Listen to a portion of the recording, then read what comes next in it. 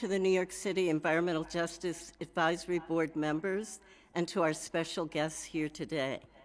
Today is the culmination of the past 2 years of work to complete the scope of work for the citywide environmental justice study.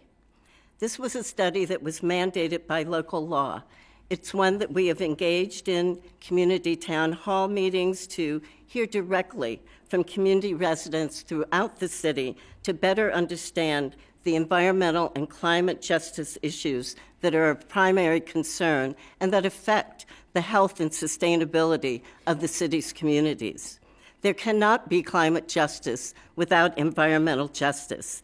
And so the report that comes out of this study will be a foundation for the Environmental Justice Advisory Board to help develop a comprehensive plan to address the environmental and climate justice concerns of New York City residents in our frontline communities. Our special guest today is Mayor Eric Adams, who we hope will commit to a strong public engagement and the political will to support a robust environmental justice plan. So please welcome Mayor Eric Adams for a very special announcement today. Thank you very much, and I am not the special guest, all of you are, and I want to thank our entire environmental justice team. Today at City Hall, once again, we are getting stuff done on combating climate change, focusing on environmental protection and environmental justice. This is my first meeting with my environmental justice team. In a few moments, we introduce my new climate team. All of us will be working together to create plans for a clean, sustainable, and resilient future. And even more importantly, turning those plans into progress and making sure that progress is felt in every community across the city. New Yorkers are realistic. Climate catastrophe isn't some far-off threat. It's here. It's happening. And our city is taking action now. By the end of my 4 years in office, 100 megawatts of solar will be installed on schools, libraries, community centers, and other public buildings. Reaching this goal will reduce our reliance on oil and natural gas. We've already started. The city recently installed 500 kilowatts of solar power at the Thomas Edison Career and Technical High School in Jamaica, Queens. We'll also be building out citywide resiliency projects and infrastructure, breaking ground on a massive clean energy complex at Wards Island Water Resource Recovery Facility, overseeing construction of up to 10 megawatts of solar energy and 1 megawatt of battery storage, and completing the city's first comprehensive study of environmental justice. Far too long, the difference between an environmental incident and an environmental crisis is what neighborhood it has happened in. People of color and low-income communities experience a disproportionate share of pollution and environmental degradation. Lack of access to greener space and healthy food, something we forget often. People of color face greater danger from climate change and extreme weather, even though they contribute the least to our emissions. It's been that way for far too long, but we're going to change it. Climate justice is social justice. Why? We are creating a new Office of Climate and Environmental Justice. Brings together our climate resiliency and sustainability teams with environmental coordination and environmental remediation offices. Unite the policy team and the operation team under one umbrella, and appoint one leader to oversee this critical work. Today, announce my climate team. First, announce our new Chief Climate Officer and Department of Environmental Protection Commissioner. Rich Agarwala is well noted as a leader in this field, and new Chief Operating Officer of the Department of Environmental Protection Operation, Vinny Sempianza, who will report to RIT in his role as DEP Commissioner, and also our new Executive Director of the Mayor's Office of Climate and Environmental Justice, Kizzy Charles Guzman, who will report to the leadership in this area as well. Today, it is just the beginning of our journey towards the future. These three extraordinary public servants will lead the way. We're going to protect our city, our future, our people. We're going to create a green economy with thousands of good jobs, including in education and workforce development, pipeline to these green jobs.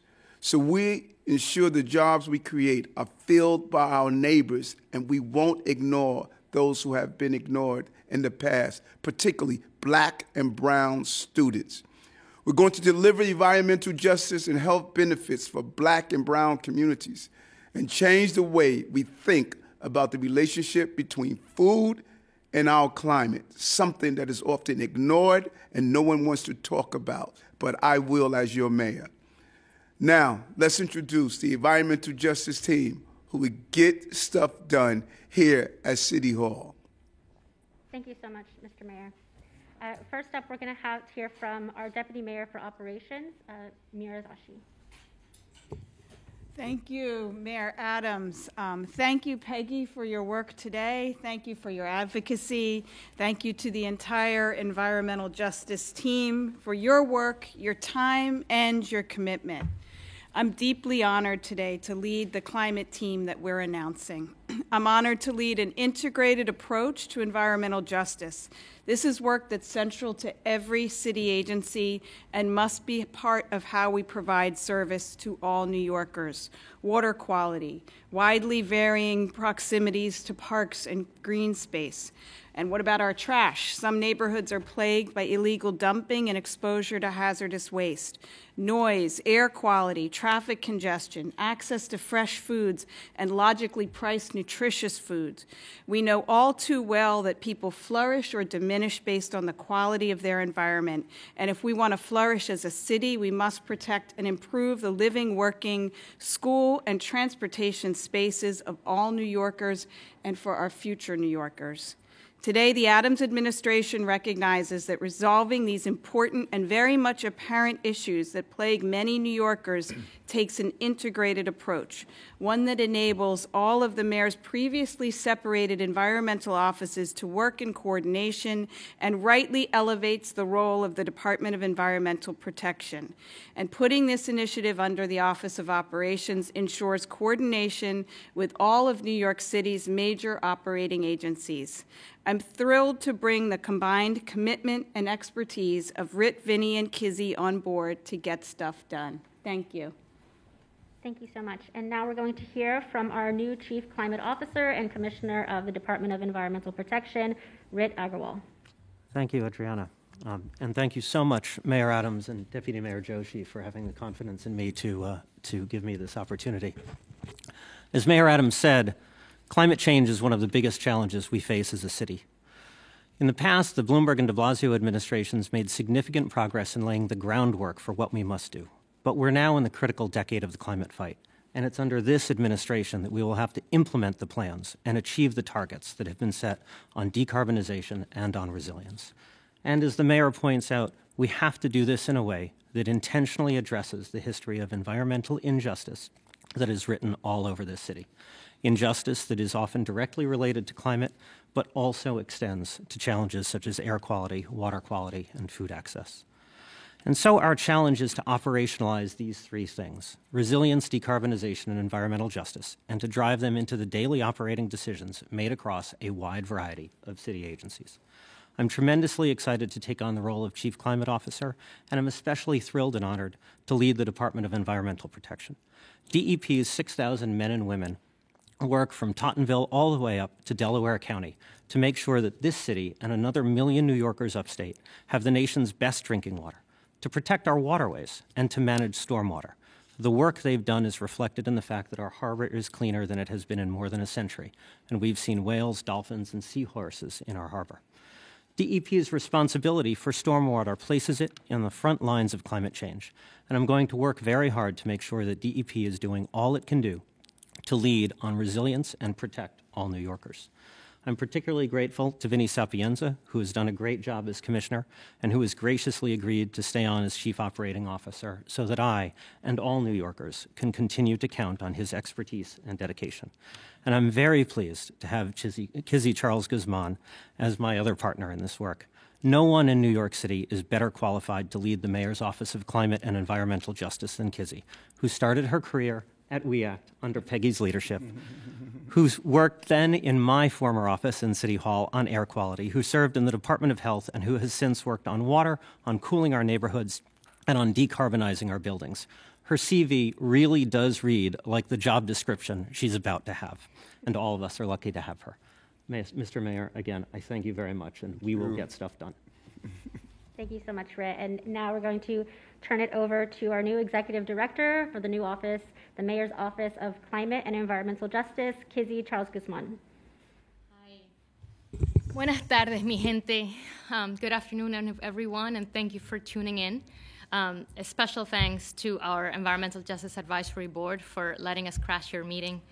And Mayor Adams, thank you so much for your confidence. I am so excited and to have the opportunity to lead this work, which is clearly very close to my heart. And why is that? Well, I immigrated to New York City as a young teen and went to high school in Crown Heights, Brooklyn, in the 90s. A very much different environment than what is considered a very hip place today. And back then, I knew my neighbors and learned about community support, grit, and resilience from an early age. I was also an unpaid intern at the Brooklyn Botanical Garden, which helped me appreciate how hard nature works for us, and also showed me what it meant for environmental resources to be gated, protected, and beautiful, while Prospect Park, a few feet away, was at the time considered dangerous. But that's where my community, my friends, hung out. Despite it all, the park was the respite. It's still a place to build community, still a place to breathe, and nature there worked even harder. And I pursued my education and continued to experience a stark difference between rural and suburban spaces, natural areas, and their adjacent cities. So because of those formative experiences, I dedicated my career to environmental health and sustainability right here in New York City with Peggy. I still live in my same neighborhood, just blocks away from my old high school. And over my 15 years in city government, we have really built a tremendous arsenal of policies that have made us global leaders. And I have delivered work at that intersection of climate, sustainability, health, and racial equity. So today I'm thrilled and honored that I get to continue to serve. We're going to step up and accelerate the pace of our preparation for the extreme weather that is already affecting our communities. And we're going to do everything we can to stop emitting pollutants that hurt our health and hurt our planet. We will focus on improving our neighborhoods today while also preparing for the challenges of tomorrow. I'm excited to work with Rit and Vinnie and our city, state, federal partners, and the many advocacy organizations and activists on the ground.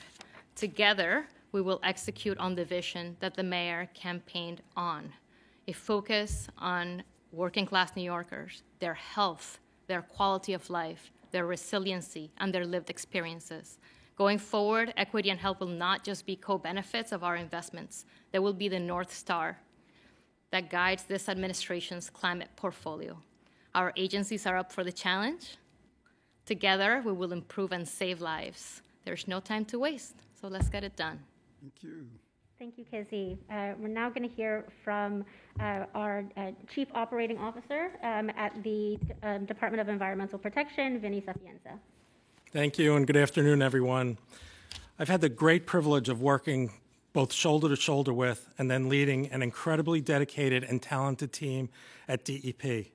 Together, we've made tremendous progress in improving our local waterways and in ensuring that New York City's drinking water remains world-renowned. But all of those efforts and all of our water and wastewater investments are at risk due to climate change. Increasingly intense storms, warmer temperatures, and rising sea levels threaten DEP's future ability to provide ample amounts of high-quality drinking water and to keep our city streets from repeatedly flooding, as they have been in underserved communities. And that's why Mayor Adams' mandate for city agencies to coordinate and to accelerate our climate initiatives is so important. Having collaborated with RIT and Kizzy over the years, I know that the expertise and leadership that they bring to this effort is critical to its success, and the team at DEP is eager to begin working with them. Finally, while we make these fundamental changes, DEP must continue providing daily essential services so that there are no surprises when you turn the kitchen tap or flush the toilet. I want to thank Mayor Adams, Deputy Mayor Joshi, Commissioner Agarwal, and Executive Director Kizzy Charles Guzman for their confidence in me to manage DEP's utility operations, and I pledge my full support in the overall mission. Thank you. Thank you, Vinny. Now we're going to hear from the president of the New York League of Conservation Voters, my former boss, Julie Tai.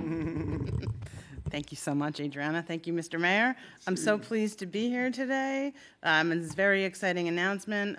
We're thrilled to throw our support behind your wise selections of Rit Agarwala and of Kizzy Charles Guzman, and Vinny Sapienza to help lead this team under Meera Joshi.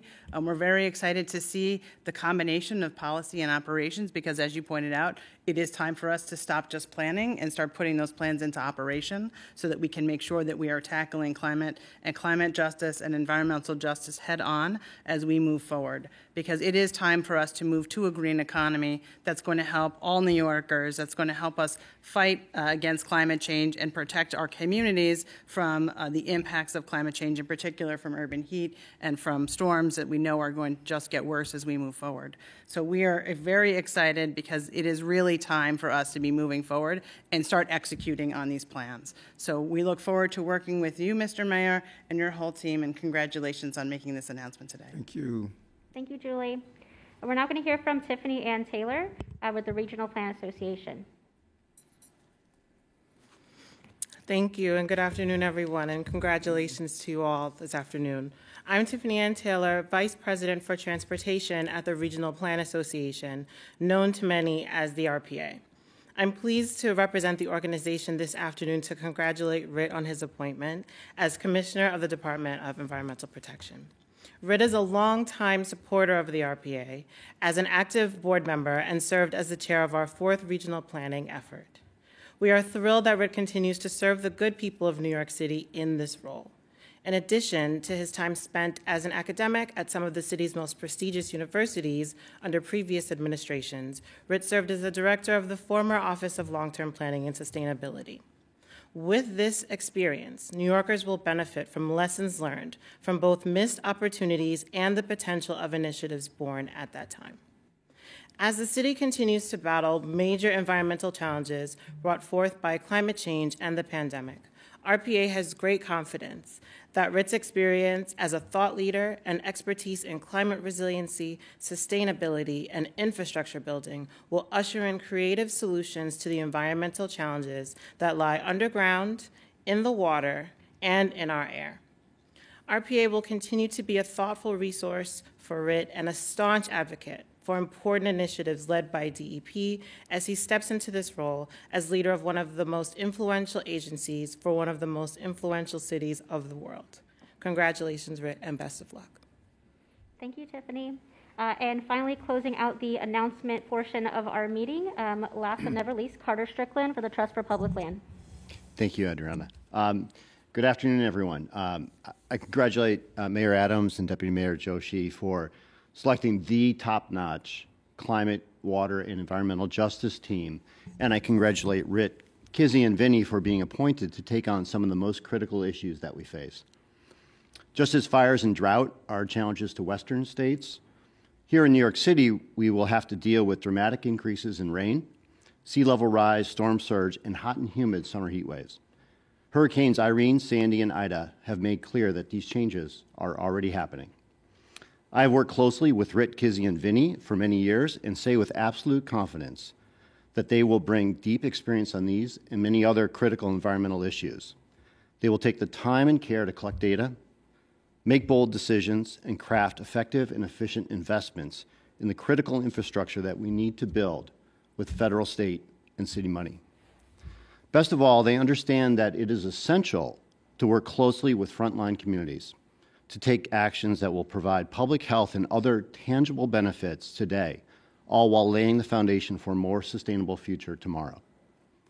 That has been true in their past work on programs like reducing emissions from buildings, getting our wastewater and other critical infrastructure systems climate ready, eliminating dirty heating oil, building green infrastructure in blue belts throughout the city, and creating cooling centers and planting trees where they are needed most. Rit, Kizzy, and Vinny, thank you in advance for your hard work in creating a better future for New York City. Thank you very much. And this concludes the announcement portion of our meeting. And I will now close out the Environmental Justice Board meeting. Thank you.